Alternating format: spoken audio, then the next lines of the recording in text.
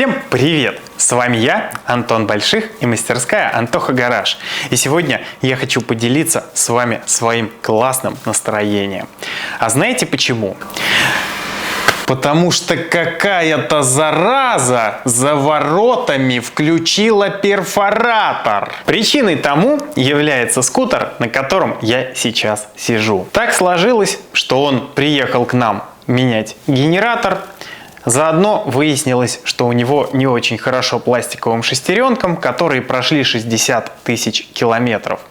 30 тысяч назад я вскрывал на нем вариатор и менял неоригинальные шпонки от другого производителя на наши, которые я тогда как раз таки сам и придумал. Если не ошибаюсь, я продаю их с 2020 года. Это те самые шпонки белого цвета с остальным основанием, то есть полный аналог оригинала. Мы старались приблизиться к оригиналу максимально, насколько это возможно. В производстве шпонок на вариатор 650 всегда была одна большая проблема.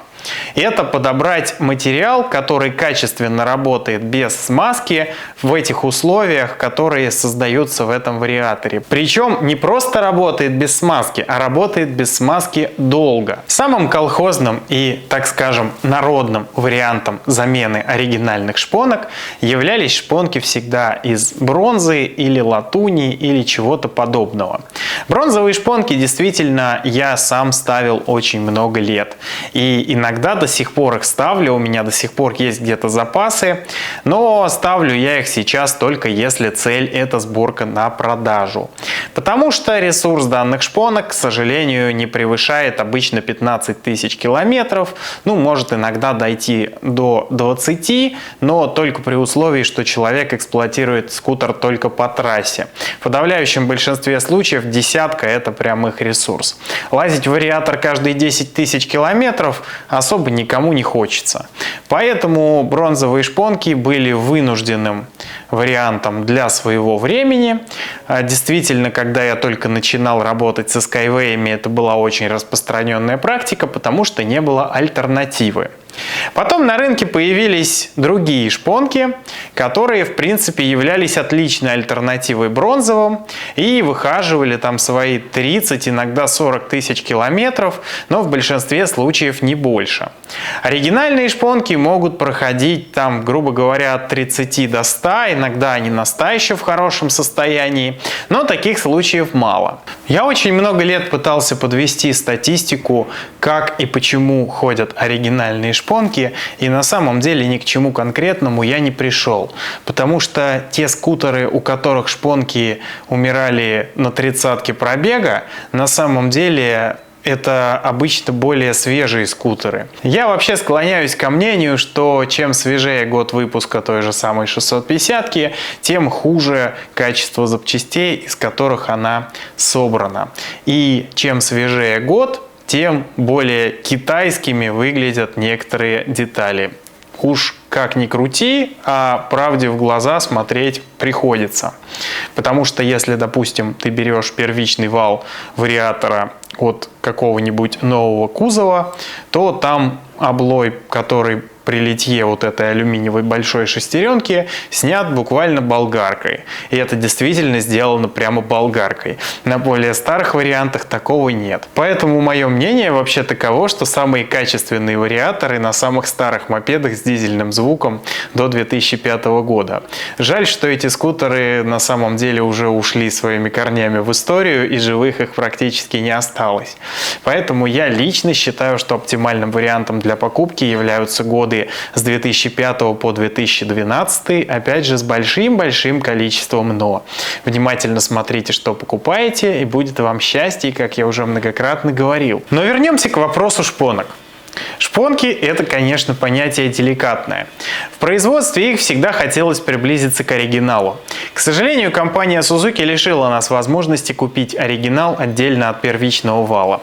А покупать первичный вал, который в среднем всегда стоил около $1000, это не всем по карману, и объективно это сравнимо со стоимостью очень многих На протяжении всех лет, сколько я занимаюсь 650-ками, а это уже 12 лет, я постоянно задавался вопросом, чем же можно качественно заменить оригинальные шпонки так, чтобы это ходило не хуже оригинала, а может быть даже где-то и лучше. Ну, лучше мы сейчас не обсуждаем, потому что достичь ресурса оригинала пока что никому не удавалось. Я отдавал убитые оригинальные шпонки на тесты в несколько лабораторий. У меня были клиенты, которые работали во всяческих НИИ, заводах каких-то серьезных и так далее.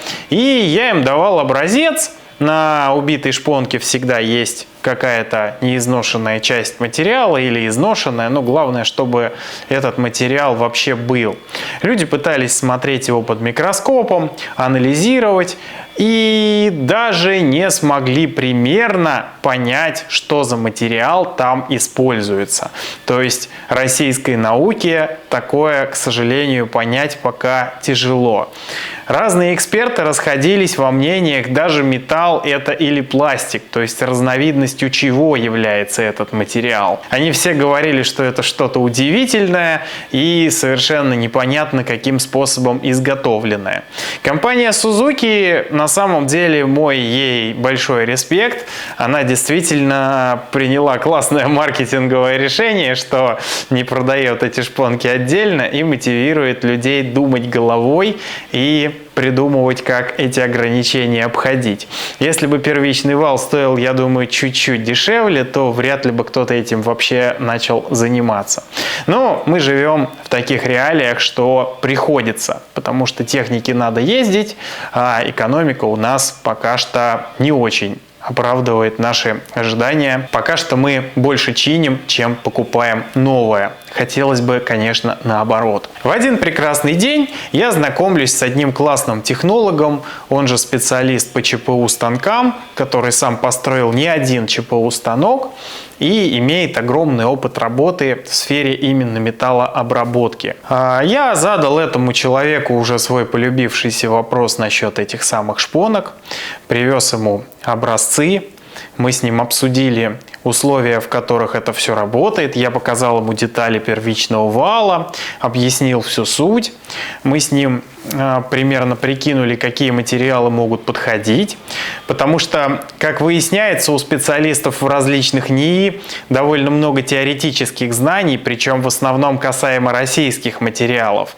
А касаемо материалов иностранных, знаний у них не очень-то много. Ну, как мне показалось, может быть, я не прав. Просто стоило найти правильного человека, который имеет большой опыт работы с иностранными станками, а также со специалистами из других стран. Как итог, было предложено целых 3 варианта материала, и после анализа всех 3 вариантов мы подобрали самый лучший. И как обычно, самый дорогой вариант, который сложнее всего в России достать. Этот материал делается в Германии, и немцы используют его в направляющих металлообрабатывающих станков. Для меня, честно говоря, было удивлением, что что-то подобное может там использоваться, но спорить с человеком, который, судя по его виду, точно знает, что он говорит, я не стал. И мы решили попробовать. Как итог, выяснилось, что этот материал даже плохо фрезеруется, под него пришлось покупать какие-то там мега острые, крутые, дорогущие фрезы. Но была написана программа на ЧПУ, дороговизна материала немного скомпенсировалась тем, что его нужно очень мало, и мы сделали первую пробную партию шпонок. Честно говоря, поначалу народ не очень-то хотел экспериментировать. У меня реально приезжали люди и очень сильно сомневались, что стоит ли ставить. Но это продолжалось недолго. Один скутер, второй, третий, четвертый, наверное, скутеров на 6 за первый сезон я эти шпонки установил.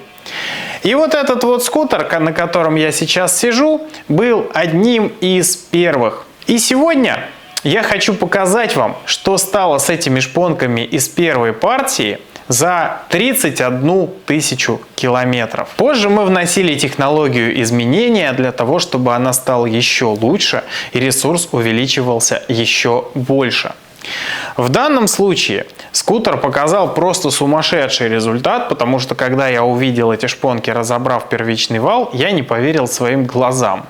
Человек уже запланировал ставить сюда новый 4-шпоночный вал, просто потому что скутер собирается оставлять себе очень надолго и не хочет лезть туда еще через 30 тысяч. По его мнению, шпонки эти типа больше, наверное, не пройдут.